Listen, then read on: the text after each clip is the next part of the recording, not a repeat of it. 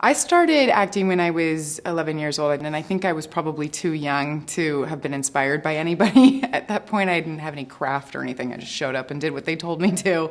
It never felt like work when I was a kid. The only thing that really sucked about it was that you had to do 3 hours of school every day, and that really bummed me out. But it was better than the alternative, which was 7 hours of school a day and no acting. Craft service for a kid is the greatest thing in the world.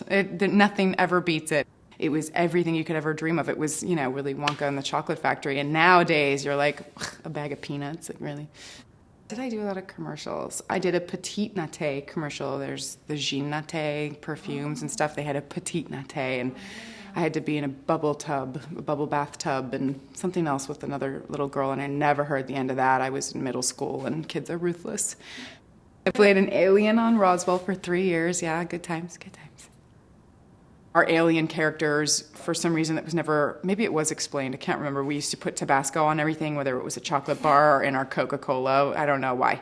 It was a digestive issue. But the fans sent in like hundreds of bottles of Tabasco and protesting the canceling of the show, so we were on for another year.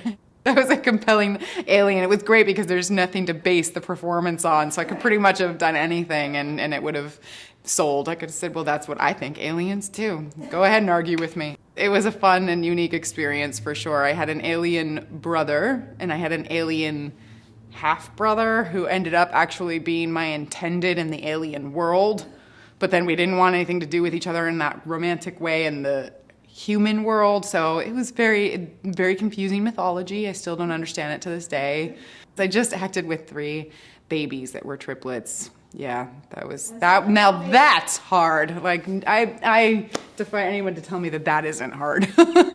The triplets were, I want to say, probably anywhere from like 15 to 18 months. There was not an evil triplet on the set of Life as We Know It. They were all very unique and very different in their own little way, which is fascinating to me because, of course they are, but even at that age, and all 3 looked so alike. I mean, obviously their mother was like, no, this one is clearly smaller, and you're like, okay, whatever.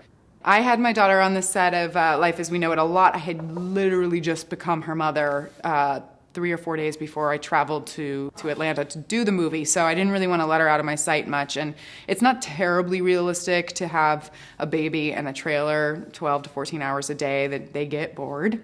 I really just wanted her around because I wanted to be able to see her and hold her and spend time with her between every setup or between when you have like big long breaks. Sometimes you're sitting around for an hour or two, and so I just wanted to be with her.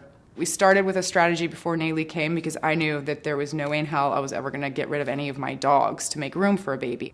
The dogs and Naleigh do fantastic together. They really do. And I guess I don't know, maybe I'm naive, or maybe I just am a stick my head in the sand kind of gal. But I was like, this isn't going to be a problem. I'm not going to treat it like a problem before there is one. My husband, on the other hand, was a little more like, this is going to be a problem. And they're all fantastic dogs. They're all really chill. They're all really mellow. And they do love the baby. I think dogs tend to sort of get protective and rally around this new little being. I've heard that story over and over, and then I witnessed it for myself with my dogs. And she loves them because for a long time, we were on the move, we were traveling, and we'd be home in LA for short periods of time, and they were her only friends. So she would play with the dogs, and it reminded me of like the Jungle Book, and I was like, oh my God, she's being raised by animals.